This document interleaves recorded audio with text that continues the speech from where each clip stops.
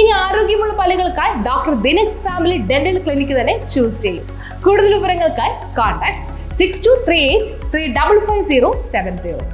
Kumbalangi 12ാം ward Congress കമ്മിറ്റിയുടെ നേതൃത്വത്തിൽ കുടുംബസംഗമം നടന്നു.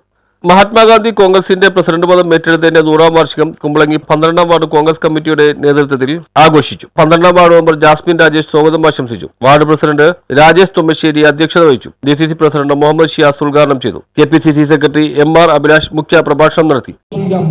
ആഘോഷിക്കുന്ന വേളയിലാണ് നമ്മൾ ഈ കുടുംബസംഗമം സംഘടിപ്പിച്ചിട്ടുള്ളത്.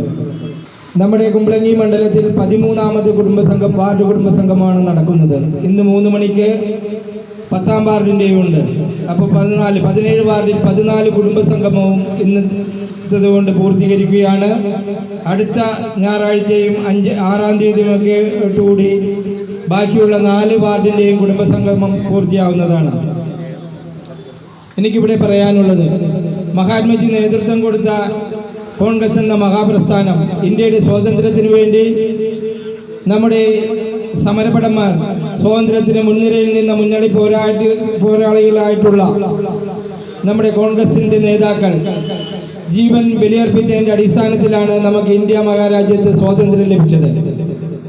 KPCC സെക്രട്ടറി തമ്പി സുബ്രഹ്മണ്യം മുതിർന്ന കോൺഗ്രസ് പ്രവർത്തകരെ ആദരിച്ചു. മണ്ഡലം പ്രസിഡന്റ് ജോൺ അലോഷ്യസ് മാളാട്ട് വാർഡിലെ വിശിഷ്ട വ്യക്തികളെ ആദരിച്ചു. SLC+2 വിജയികളെ ജില്ലാ പഞ്ചായത്ത് അംഗം ദീപു കുഞ്ഞുകുട്ടി ആദരിച്ചു. Block president PP Jacob, John Payari, MP Sivadathan, Dileep Kunjukutty, Susan Joseph, Antony Puthenveettil, PS Sageer, Shajikoor Passery, Nelson Kochery, Joseph Martin, Johny Urulath തുടങ്ങിയവർ സംസാരിച്ചു. പഴയ കാലമൊക്കെ ആണെങ്കിൽ നമ്മൾ പ്രസംഗമൊക്കെ കേട്ടിരിക്കാനായിട്ട് പഴയ കാലത്തുള്ള ആൾക്കാർക്ക് കുഴപ്പമില്ല. പക്ഷേ ഈ ന്യൂ ജനറേഷൻ, എസ്പെഷ്യലി ജെൻസി പിള്ളേർക്കൊക്കെ പ്രസംഗം കേട്ടിരിക്കുക, പ്രസംഗത്തോട് താല്പര്യമുണ്ടോ എന്നൊക്കെ എനിക്ക് സംശയമാണ്. അപ്പോൾ എൻ്റെ മോളുടെ ക്ലാസ്മേറ്റൊക്കെ ഉണ്ട്, ഉന്നത വിജയം കരസ്ഥമാക്കിയ കുട്ടികളൊക്കെ ആദരിക്കുന്നു. പ്രിയമുള്ളവരെ, ഒത്തിരി സന്തോഷം. കാരണം ഈ പരിപാടിയിൽ പങ്കെടുക്കാൻ സാധിച്ചതിൽ നമ്മുടെ രാധാകൃഷ്ണനൊക്കെ ഉണ്ട്. കോൺഗ്രസിന്റെ കുടുംബ സംഗമങ്ങൾ കേരളത്തിൽ എല്ലായിടത്തും നടക്കുകയാണ്. ഒരുപക്ഷെ ഈ അടുത്ത് കോൺഗ്രസ് പാർട്ടി കേരളത്തിൽ ഇത്രമാത്രം താഴെത്തട്ടിൽ കോൺഗ്രസിനെ ചലനാത്മകമാക്കിയ ഒരു പരിപാടി ഉണ്ടോ എന്ന് എനിക്ക് സംശയം. എന്താണ് 2020 നിങ്ങളുടെ നിലപാട് എന്ന് ചോദിച്ചാൽ 2020 വർഗീയതക്കെതിരെ ഒരു നിലപാട് പറയാൻ പറ്റുമോ? ഈ രാജ്യത്തിന്റെ തൊഴിലില്ലായ്മയെ സംബന്ധിച്ച് രാജ്യത്തിനകത്ത് 2020 ഒരു നിലപാടുണ്ടോ? 2020 നിലപാട് ഒന്ന് മാത്രമാണ്.